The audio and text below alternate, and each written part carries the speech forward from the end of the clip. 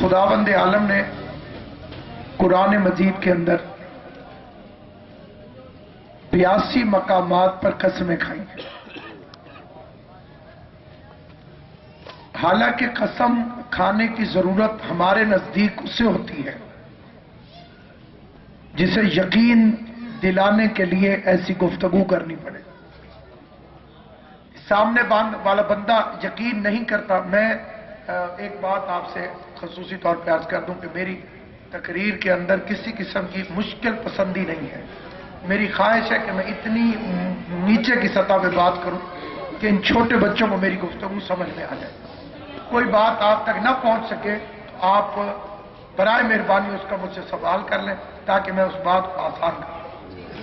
قسم وہ کھاتا ہے کہ جسے یہ شبہ ہو کہ میری سادی بات پر یہ آدمی یقین نہیں کرے گا۔ بات کرنے والا اللہ، سننے والا محمد مصطفیٰ،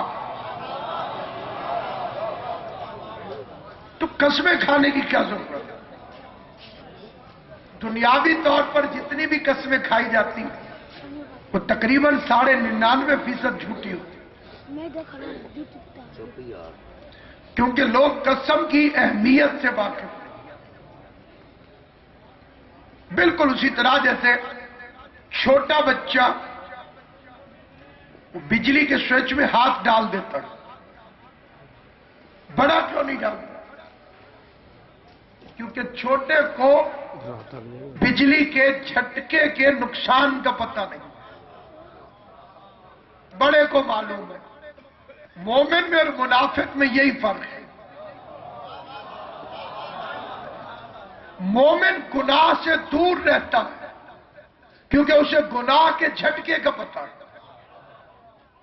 ایک گناہ کا اثر ہے اور ایک ہوتا ہے اس کا فزیکل اثر، سائیڈ ایفیکٹ۔ اگر اس معاشرے کو گناہوں کے سائیڈ ایفیکٹس بتا دیے جائیں تو بڑی حد تک ان پر کنٹرول کیا جا سکتا۔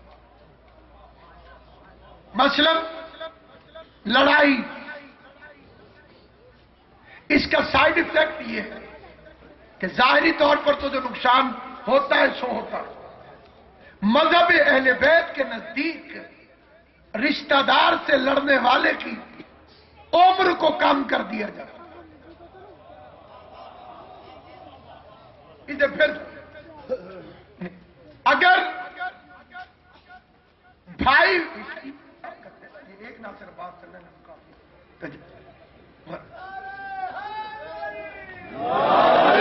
ہمارے بچوں کا قصور نہیں ہے، بٹن بہت زیادہ ہے۔ مولوی کو قرآن سمجھ نہیں آتا، انہیں یہ سمجھ میں نہیں۔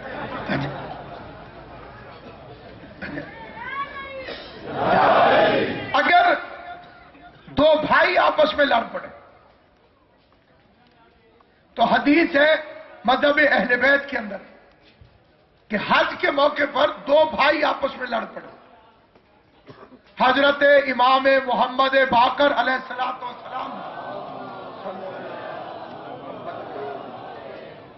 ارشاد فرمایا کہ یہ جو تم دو بھائی آپس میں لڑے، اللہ نے اس لڑائی کے بدلے 30 سال تم دونوں کی عمریں کم کر، یعنی اللہ نے جتنی تمہاری عمر رکھی تھی اس میں سے 30 ایئرز خدا نے مائنس کر دی، اور ایک کی تو تھی بھی کم، وہ گھر بھی نہیں پہنچے گا، رستے میں پہنچے گا۔ ان چیزوں کا اگر ہمیں پتہ چلتا ہے کہ ان سے نقصانات سے یا لڑائی بھائی سے ہوتی، یار پر جان قربان، بھائی سے پوچھ جاتی، یعنی نبی کی زندگی سے بھی نہیں پہچانا کہ یار یار ہوتے ہیں اور بھائی بھائی ہوتا ہے۔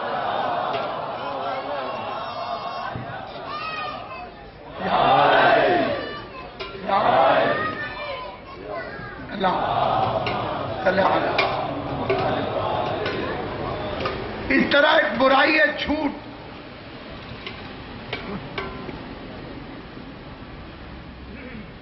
اور جھوٹ کے متعلق فرمان معصوم یہ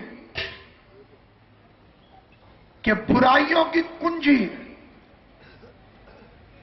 ایک صندوق میں بہت ساری چیزیں پڑی، تالا لگا ہوا ہے تو کچھ بھی باہر نہیں نکلے، تالا کھل جائے گا تو سب نکل آئے گا۔ برائیوں کا جو باکس ہے اس کی چابی جھوٹ ہے، اور بندے اتنا دیدہ دلیر ہیں کہ وہ کہتے ہیں خدا جھوٹ نہ بلوائے، اس کے بعد گفتگو شروع کرتے، یعنی یہ جھوٹ انہیں اللہ بلوا رہا، یہ بھی خدا کے کھاتے میں ڈال۔ یہ فطرت انسانی ہے، یہ نقصان والی ہر چیز اللہ کے کھاتے میں رکھتا ہے، فائدے والی ہر چیز، نفع والی ہر چیز، پروفٹ والی ہر چیز وہ بندے کی طرف۔ لڑکا ہو جائے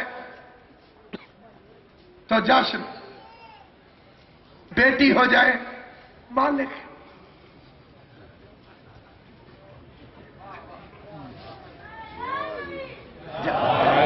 اللہ کی من،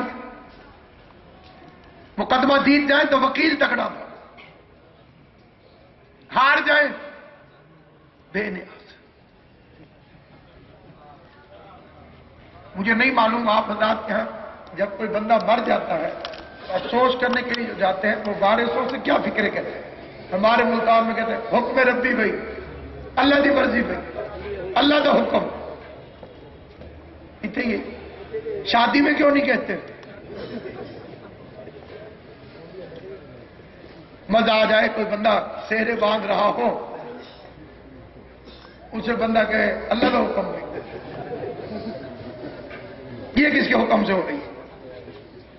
خدا کی قسم یہ فکرے بنائے ہوئے ہیں بنی امیہ نے، اور بنائے ہیں یزید کو بری کرانے کے لیے تاکہ یزید چھوٹ جائے۔ نہیں، میں اور پکچر کلیئر کر دیتا ہوں، تھوڑا اور کلیئر کر دیتا ہوں، اور زوم کر دیتا ہوں۔ کیا کہتے؟ پتا بھی نہیں ہلتا اس کی مرضی کے بغیر، یعنی اب پتا ہلنے سے پہلے خدا سے رابطہ کرتا ہوں، ہوا چل رہی ہے ہلوں کہ کھڑا رہوں؟ چلیے میں اسے اور کلیئر کروں، خیر ہی و شر ہی من اللہ تعالی۔ کئی لوگوں کا ایمان ہے، میری مجبوری ہے کہ میں کسی کو چھیڑ نہیں رہا ہوں، لیکن میں کسی کے چراغ سے اپنا دامن بھی نہیں جلنے دوں گا۔ اگر میں اپنے دامن کی ہوا سے کسی کا چراغ نہیں بجھاتا تو اس کا یہ مطلب بھی نہیں ہے کہ میں کسی کے چراغ سے اپنا دامن جلوں۔ خیر ہی و شر ہی من اللہ تعالی، سب اللہ کی مرضی سے ہوتا ہے، تقدیر کے لکھے کو کون ڈالے؟ ایک ایک فکرہ جھوٹ ہے، قرآن سے ٹکرا رہا ہے، فرمان رسول سے ٹکرا رہا ہے، اسلام کا مذاق اڑا رہا ہے، بنایا بنی امیہ نے ہے، مقصد یزید کو بری کرانا۔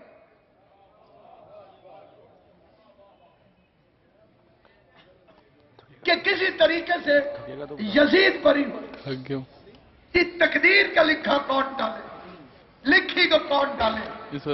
پتا بھی اپنی مرضی سے نہیں ہلتا، یزید کا کیا قصور تھا؟ سب اللہ کی مرضی سے ہوتا ہے۔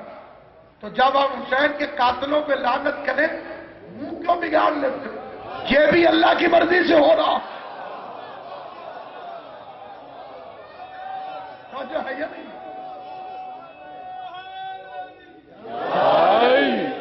جب میں فاطمہ زہرا کے قاتلوں پہ لعنت بھیجوں تکلیف کیوں ہونے لگ جاتی؟ ماتم ہم اپنی مرضی سے کرتے ہیں، جنہیں سردی نہیں لگ رہی انہیں کی توجہ چاہتا۔ پتا تو اللہ کی مرضی کے بغیر ہلتا نہیں، تو ماتمی کے ہاتھ اپنی مرضی سے کیسے ہلتا؟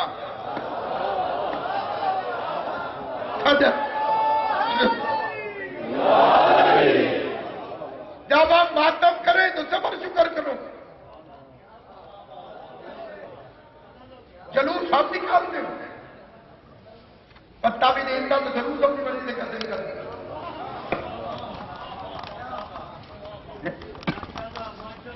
کہتے ہو کہ سب کرتا ہی اللہ، یعنی اللہ تو ماشاء اللہ مولوی کے نظریے کے مطابق ایسا ہے کہ چور سے کہتے چل چوری کر، کہ چور اپنی مرضی سے نہیں تو 2-2.5 من کا قاتل جو قتل کرنے کے لیے جاتا ہے وہ بھی اللہ کی مرضی سے ہے، پھر خدا کو سزا دینے کا حق کیا؟ وہ عادل ہے، ظالم نہیں، خدا عادل ہے، ظالم نہیں ہے۔ آئیے میں قرآن سے یہ عقیدہ آپ کو دکھا دوں کہ غلط ہے۔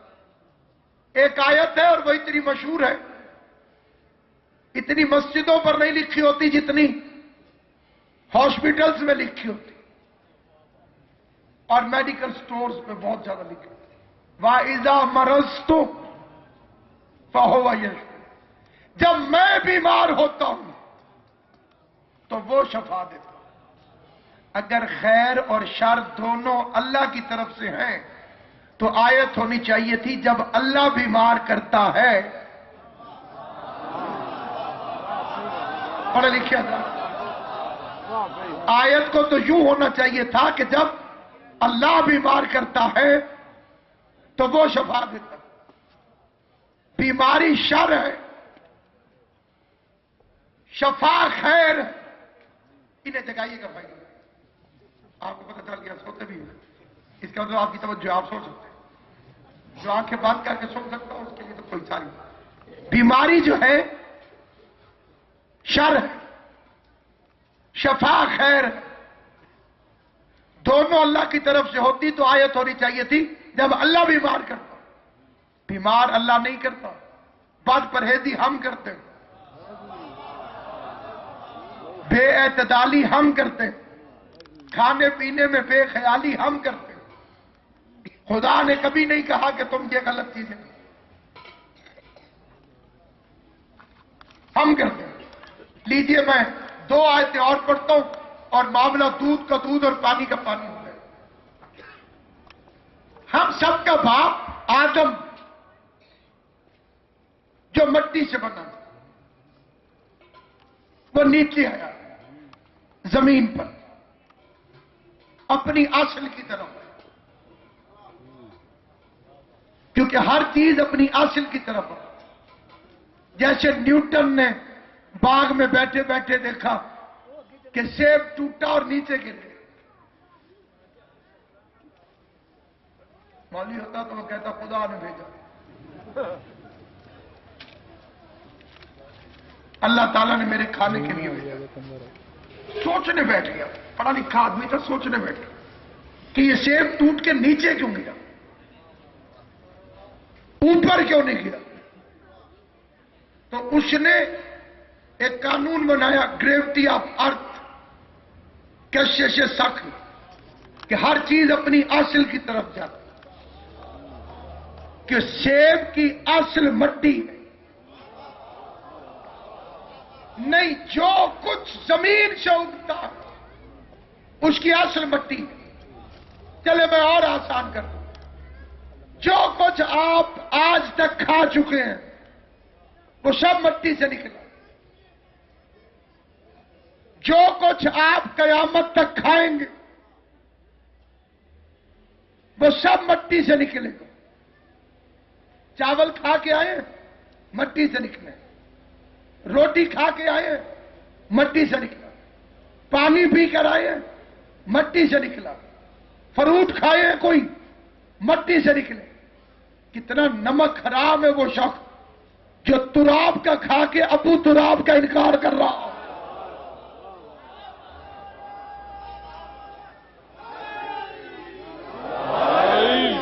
جو کھا رہے ہو علی کا صدقہ، جو قیامت تک کھاؤ گے علی کا صدقہ۔ تو سامعین گرامی، کیونکہ ہر چیز جاتی ہے اپنی اصل کی طرف۔ آگ جلاؤ تو شعلہ اوپر کو اٹھتا، کیونکہ جہنم اوپر۔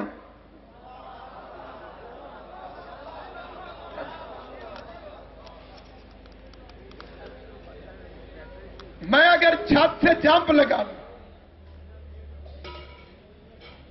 تو نیچے جلدی آؤں گا، نیچے جلدی آؤں اور نیچے سے اوپر کو جاپ لگاؤں، پہلے تو پہنچ چکا نہیں۔ چلیے میں اور آسان کروں، گیند کو نیچے سے اوپر پھینکوں تو سلو جاتی، واپس تیزی سے آتی، کیونکہ اس کا مرکز نیچے۔ ہر کوئی آتا ہے اپنے مرکز کی طرف، اوپر تھا مصطفیٰ کا مرکز۔ حیران نہ ہونا کہ ایک رات میں کیسے گیا اور کیسے آیا۔ اب توجہ چاہتے ہوئے فکر عرض کرنا چاہتا ہوں۔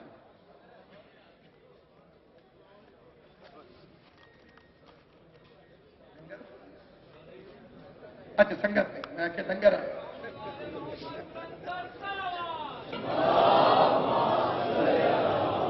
بس میں آپ کی توجہ چاہتا ہوں، یہ فکر عرض کرنا چاہتا ہوں کہ آدم کو جنت سے نکال دیا گیا، آدم کو جنت سے نکال دیا گیا۔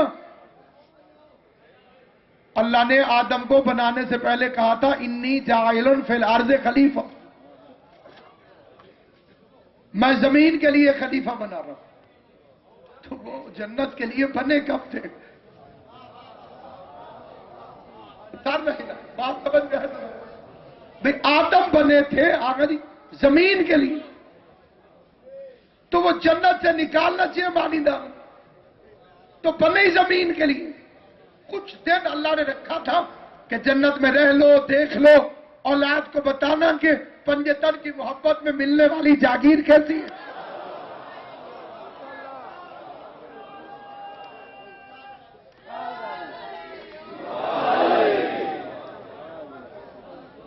مہمان ہے نا، اسی لیے تو کہا کہ جاتے ہوئے کپڑے اتار دو۔ آپ ذاکر حسین سمجھ کے مجھے گھر کھانے کی دعوت دیں، میں کھانا کھانے کے بعد برتن اٹھانے لگتا ہوں۔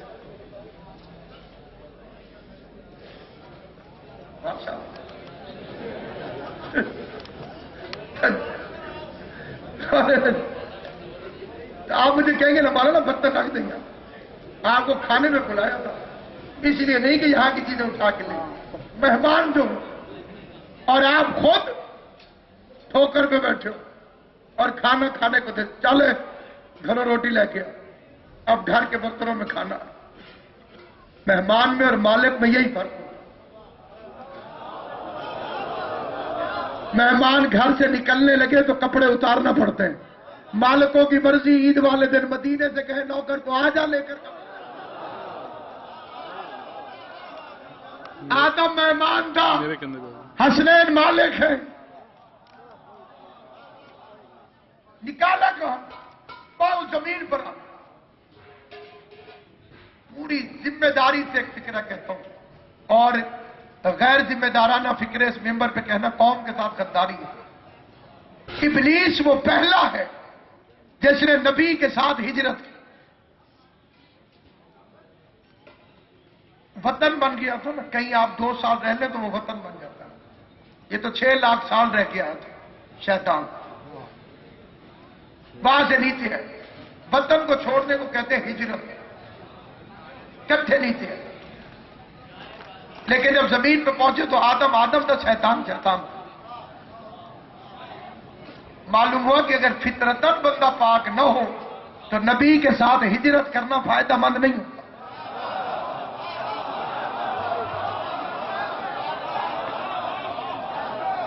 ایسا ہم سفر،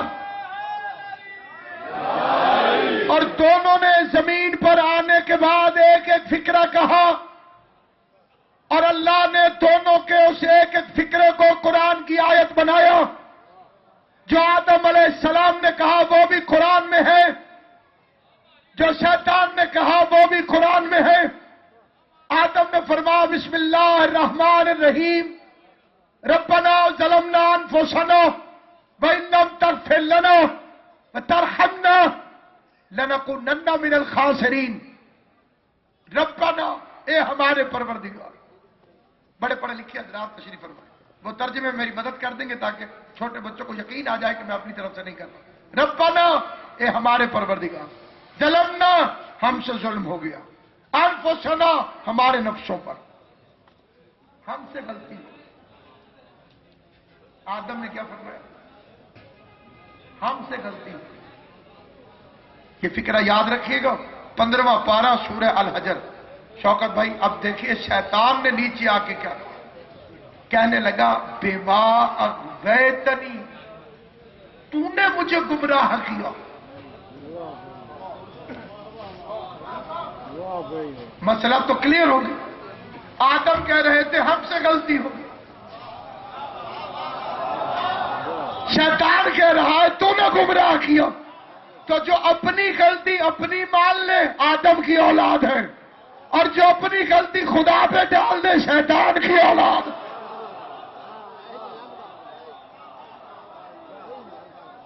क्या बात, क्या बात, वाह भाई वाह।